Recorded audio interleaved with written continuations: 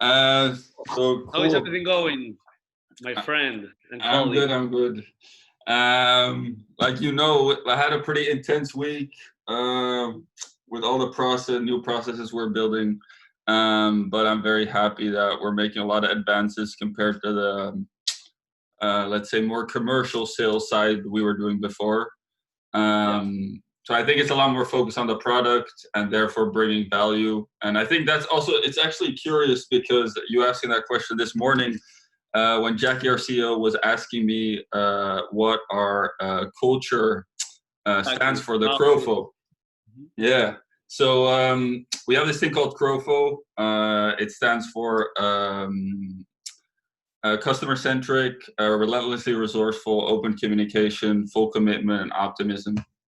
Mhm. And when I started working at Landbot, this was like a big deal because they came from 10 people and they were like, how are we going to build this whole team together? Exactly. But yeah, but there were a lot of jokes. Like people were just like, yeah, this is just a thing Jackie asked. And, it wasn't really a serious thing. Also, I think because it was something that kind of came out of a book or a Google talk or whatever.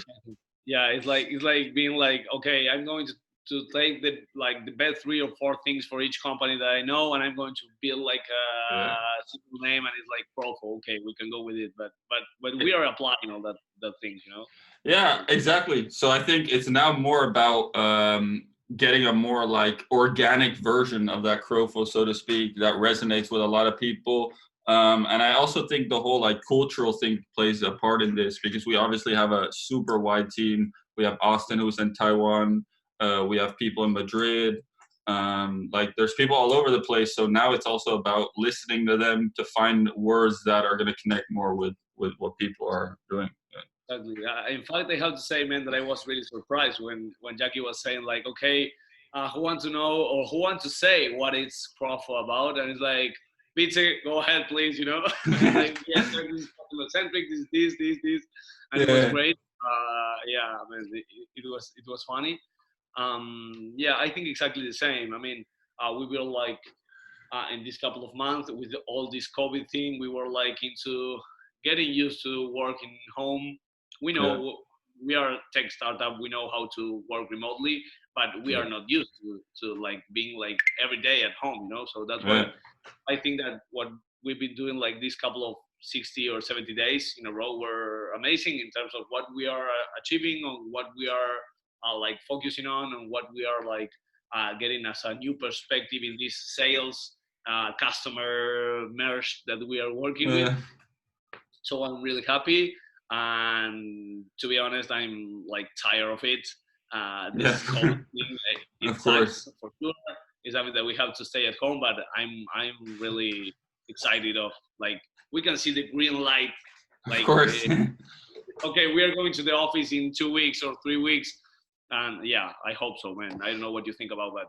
That would be great. Yeah, I mean, like one of the most interesting things to me has been obviously like what I already told you earlier, just calling with people and also learning more about not per se the rapport from like a conscious level, but more, Uh-huh. especially in this COVID situation, like the rapport and also the empathy and the connection you make with people, more so on an unconscious level.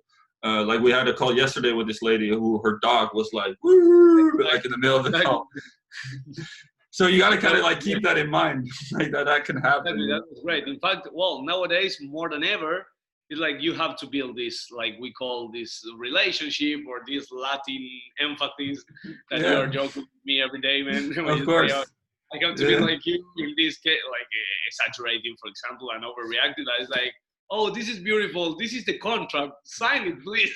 yeah, I know because but it's a huge lesson for me in communication because what I've been telling a lot of people is that me also like when I started here at Lambo, I was very introverted. So like just to get like a background, I did an internship like 2 years ago, and the reason why I'm basically here is because the CEO came to me and he said like, here's a phone, go call 20 companies. And I was scared shitless. Like honestly, I was so nervous. This is the Uh, company that you were working before Landbot, right? yeah, well, I worked at a call center for 3 months, but Yeah, before that, before. I was in the U.S. And I had the internship. And Great. I was so scared. I was like, I know I need to go back to Barcelona and I need to attack that phone, you know, because I feel like I'm a person, I always want to face my challenges. So it was like, yeah. So that was like one of the main reasons. And but when I came here, like especially these type of things like Crofo and like connecting with people, it was very like systematic in my mind. Like, okay, I need to learn this now, and then I'm gonna execute it in this way, without taking like the context into consideration. So I think like as I've matured into like obviously kind of dominating those skill sets, I can now start to work on also the framing around it and also the pace at which I communicate and those things. Exactly. Let's say the soft skills or something Yeah. like that. And let me ask you something, Wietse. What do you think about what is like, where are we going with this COVID-19? Not in terms of medical stuff. I mean, in the business situation, what do you think this is going to like improve our business? Is going to like make things go faster in some way with the innovation, with the technology, with bots and whatever that we are working with right now? Yeah, well, I think that's obviously also what we're seeing a lot, especially in countries like South America and also like in India, where there's just like a sudden, like I don't want to say rush, but like digitalization is like it's accelerating now. Aside from that, what I think is super interesting is I was actually thinking about that after the all hands meeting we just had, where we talked about that Crofo thing. It's precisely that. I think that we also talked about this yesterday, like your personal life and then your professional life. Like we are also blessed that we work at a startup. So first of all, those things can be more aligned. So I think in our parents' age, it was more like, okay, if I get this job because then I can provide for my family, I'll kind of sacrifice more than what I would want of my personal life to at least take care and, you know, provide for my family by taking on that professional role.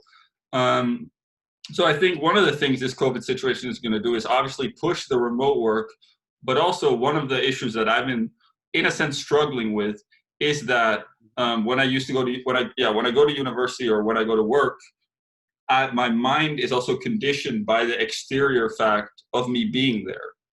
So that also gives me more mental balance to say, hey, I'm at work, I'm doing my work stuff. Now I'm going to the supermarket and then I'm getting my groceries. While now sometimes it's just like everything's just running like, you know, like fireworks all over the place. Yeah. It's like everything in one place and everything at the same time. It's like you cannot separate, you know.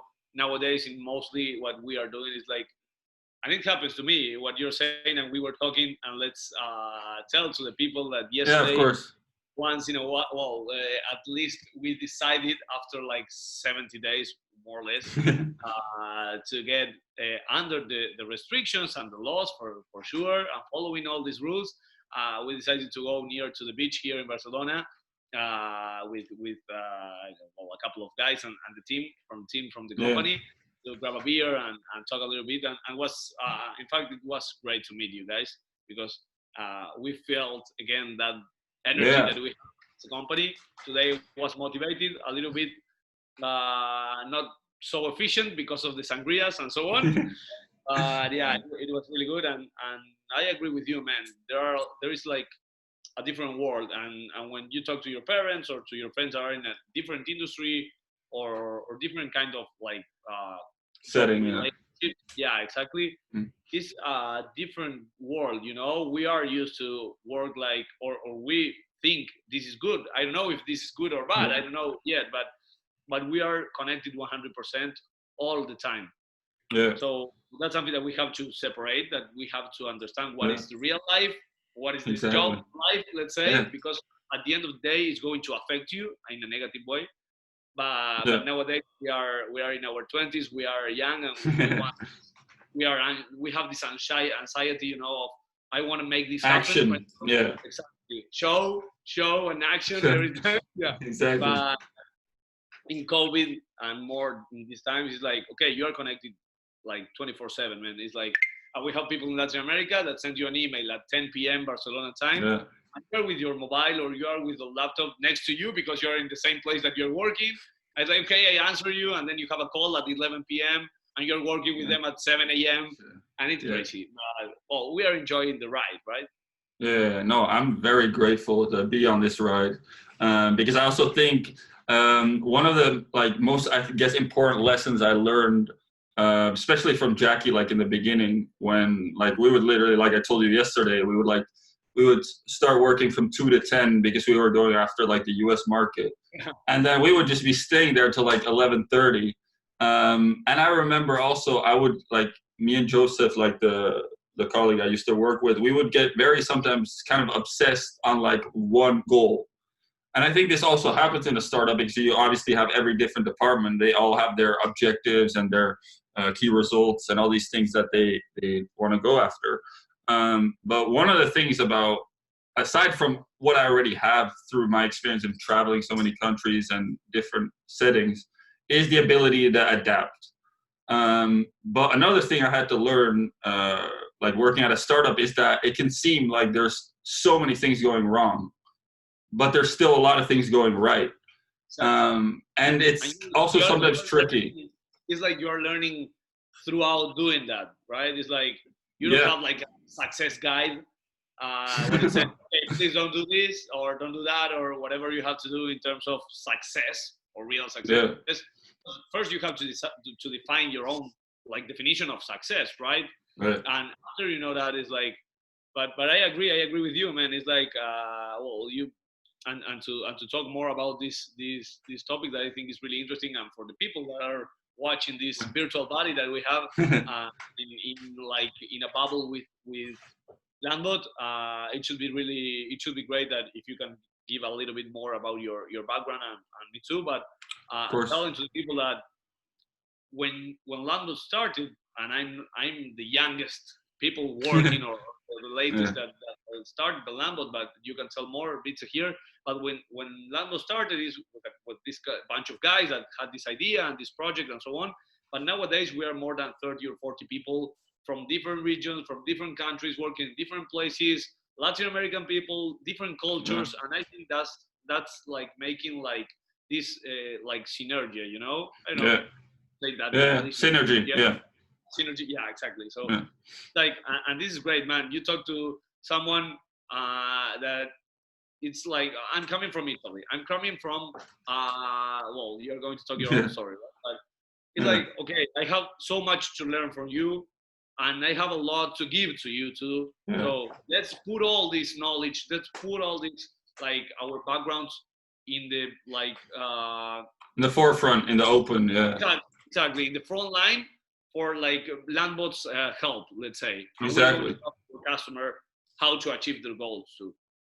So go ahead. No, that's a really interesting topic, because that's honestly also one of the things that I was most grateful for when I just entered here, because I said my name's Wietse. I'm from Holland, and I traveled a lot, just to give people some context, with my parents. I lived in Argentina, in Finland, in Panama. So then when I got here, it was, first of all, like, I had to adapt again to just like the Spanish culture. And then I realized when I got into university that I really was missing a lot of challenge on just like a real life practical level. So after doing the internship and why do you have that point of view or that image in your brain? Why do you have like that thought? Well, because I always since I traveled from Argentina, Finland, Panama, I was always, in a sense, a little behind because I had to adjust again to the new environment. Exactly. So it was quite late for me until I kind of like entered the job or professional world. So then when I joined here, I was, first of all, very nervous because I felt like I had to provide X value in sales. Well, I wasn't really aware that just my profile and especially your mindset can contribute so much also to the team effort. Exactly, 100%, man. And just to give a little bit of context here, the same. Well, I'm glad that you. In fact, just to say, how did you adapt to the Spanish culture? Because I really think that you adapted really good, man. It was really funny, honestly, because if I describe it very transparently, I came back from Panama to Holland, had a very hard time to get my school stuff done to have a diploma that would let me into university. So Exactly. I was grinding and like fighting to get like my diploma so I could leave Holland because I was like, I can't stay here longer because it's so cold and it's winter. I living in this You village. were exactly. You were like in Argentina, then in Panama. It's like Exactly. hotter and more Latin, even more Latin. Exactly. And then you get back to Holland, that is beautiful for sure, but it's Yeah. another culture, man. Nah. It's just like that. Exactly. Yeah, And then like that. Yeah. Yeah, that's the point. Like, it was just a huge mind flip for us to go from all this Latin culture, then back to Holland to a small village. So to kind of like around the stories, like then when I came to Spain, I was still in such a like grind mode that in the first year of university, I was like, we need to study, we need to kill this exam. And my whole class was like, we need to go party. And I was like, no, we don't need to go party. We need to go, we're at university now, you know? So it took me like a year to kind of readapt and kind of like blend into that. And it's funny because yeah, tell me. sorry to interrupt, but it's like, it took you like 12 months to say yes whenever someone said to you, okay, we have to go party, please, let's go party. And no. Exactly. Yeah, that's what I want to say. Like me and my brother are kind of opposite. So I'm very like structured and he's very social. So I was also aware that I needed a little more of his part and he needed a little more of mine. But then I started like trying, and experimenting. And also it's just it's funny because it's a lot of the mirroring and matching also. Yeah, because I was like at a party and I would say something. It's like no match, no mirror. It's just like okay, like This mirroring and matching, and then I can talk about a little bit about my background to match yours. In fact, to give a little bit of context to the people that is listening and why we laugh about this. Of course. What do you say in this kind of time? Because I think that you really like get this like tool or technique and you like approach in every part of your life since the last week, right? No, exactly. But I think that's also like part of what I just said about the personal and the professional. At the end of the day, it's also like a lot of communication. So I guess like as that year evolved, my mirroring matching started connecting more with people, so to speak.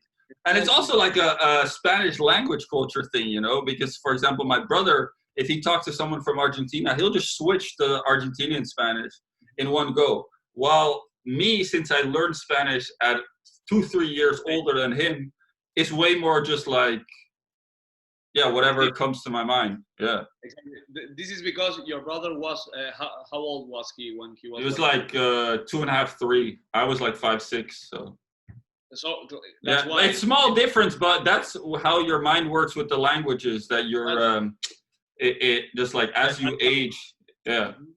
Exactly. So he was like learning the Argentinian Spanish when he was like starting to talk, and it's in your brain forever, man. So you exactly. can do that, That's great. That's great. Well, in fact, just to get something that you talked at the beginning, and you mentioned that, like for you, it was like difficult, or you thought at that time that was difficult to understand that you've been living in different countries, so you have to readapt again. When you are moving, when you come to Barcelona, it will be like more difficult for you because you say, okay, I've been in Argentina, Panama, Finland, Holland, whatever. My family is in somewhere else. I have my friends here and there. So this is going to be like a real challenge. And something like not that much happened to me, but in terms of living in different countries, I am from Argentina. I was born there. Then when I was about 8 years old or 9 years old, I moved to the US with my family. Just a short time, but basically at the beginning just to round the story, basically then we moved back to Argentina, and when I was like in the midterm of like at the end of my college in the university, right, I was like said, okay, some friend approached to me and told me, hey, do you want to go to study abroad, like a foreign exchange, something like that? Like here is called the Erasmus, right? So I was like, I don't know, I didn't have it in mind, but let's try it. So we applied to Montpellier in France to do it in English and so on. something happened and we couldn't make it, and we decided to move to Barcelona. Great decision, and that was like about like 7 years ago, or 6 or 7 years ago, and it was great, man. I fall in love, well, with this beautiful city and country. I found it right now like a different city, a different country, not because of the politicians or these things, because of my perspective, right? Yeah. We are growing, we are like seeing different things, not only partying, not only the beach, like businesses, how to improve myself, how to grow in life, and so on. But the thing is, and the point that I wanted to mention here or highlight is that I thought exactly the same as you. For me, at the beginning, when I was young, going away or going in a travel or going like to another country was like holidays with my family, like 1 week or 2 weeks, and coming back to my country. But when I did this exchange, not and also moving to the US, I understand that there are a lot of different things that you are like getting inside your mind, experiencing, your experiences exactly, that you don't know, you didn't know at that time that. But whenever the times come and you say, okay, I have to put in practice all what I had in my experience, at the beginning when you are young, it's like a little bit difficult because you are suffering, let's say, because you are moving, your friends, your family. But when you get to that point, whatever you are saying, okay, now I have to demonstrate what I am, like all this experience are helping you, because you are not better because you have another life, but it's improving you in the way how you act, how you react, how you talk to the people, how you help people. And I think that's really, really important. Here we are like two different life and the same outcome, right? Exactly. No, I think that's super interesting because another part of that is that you're mentioning that, and a lot of times we take all of that for granted. Like it really takes people to tell me like, I wish I knew Spanish, and I'm just like, yeah, whatever, like. Exactly. Imagine your case, and Spanish, but Spanish is like perfect, like native. You can say, okay, no, because of the accents or the pronunciation, but it's almost native. English, native, man. I can hear you here. Then, your own Dutch, language. Dutch, for sure. That is, well, and if you say there is some relation with German at some point, so you must know something. And I don't know if you know another, like Finnish or something like that. No, I'd love to learn French, but no, the languages thing is crazy. And I also, and it opens a lot of doors, because if you go to somewhere, and this is crazy, and this is something that people in different countries, depending on the culture, we take, like you said, we take it for granted, or we didn't realize, or we don't realize at this point that this is so much value. Because in my city, for example, in Cordoba, my friends or people that I relate, they know English, and that's great, and I'm happy for them, sure. But it's like in the daily basis, you don't have to speak in English in Argentina, and you don't need English unless you are working for Google or for some company that is Brazil, that you have in English, because if you don't know Portuguese, But if not, in Latin America, it's like everything Spanish, and that's good. But the thing is, if you go away, if you move a little bit and you came here to Spain, that is Spanish and is the same, sometimes it's better to speak in English than in Spanish, And the world is giving you a lot of different like opportunities in terms of, okay, we are looking people to know more languages. It doesn't matter if you are smarter or if you are with this background in business and management or engineering. But I need you to speak like German, Spanish, and Chinese. I don't know. Yeah. So that's great. That's great. No, that's a huge point, because it's also one of the like realization moments I had here in Spain. Is once I started working at Landbot, I started seeing so many other opportunities opening, that like when I got back from Panama to Holland, it was quite a difficult time for me because I moved back to a super small village. And my father actually moved to the US. So my whole like paradigm of living in Panama in an international school, like all these different cultures, just shrunk suddenly to like this super like small cave, you could say. Exactly. And then when I came to Barcelona, and especially when I started working at Landbot, and I connected with all these people, and I started actually also becoming more aware of the startup community in Barcelona and in Spain in general.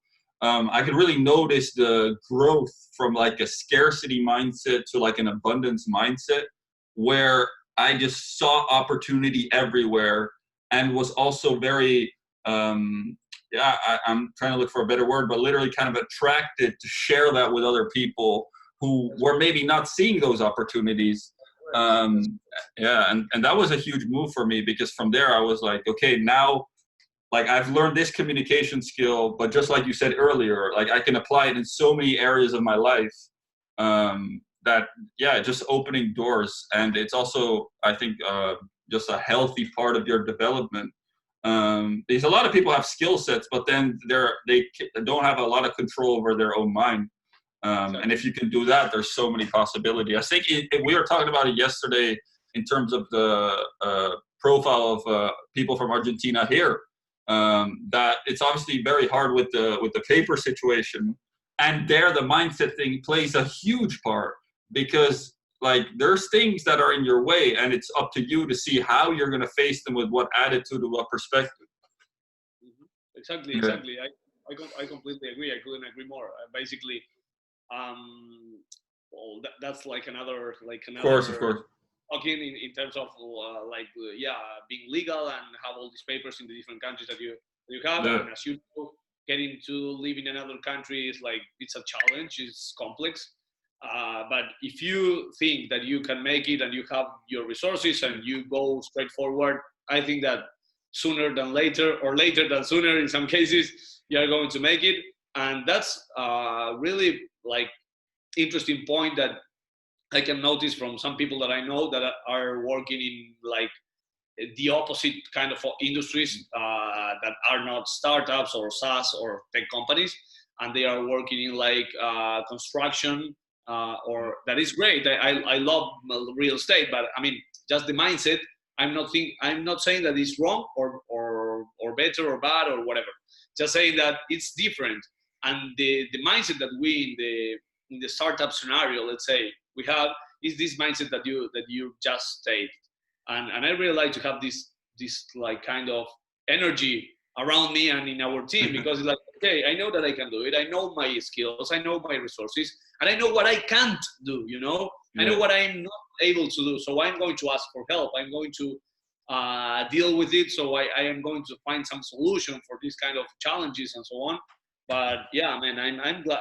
In fact, I always say to one of the HR and talent colleagues and friends here inside the company that I'm the other day when we were like arranging all this, let's go and grab some beer on Thursday. She was like, if you don't have any other plans, if you don't have anything else better than going with your colleagues to have a beer, you can join us. And I was like, hey, my family is like 10,000 kilometers away. Of course, I have friends here and so on, but my family is like so far away. My friends from school are far away. You are my family here, And she was like, oh, you are always this Argentinian thing, and you're laughing, and but it's real, man. So I was really happy that we can organize all this stuff.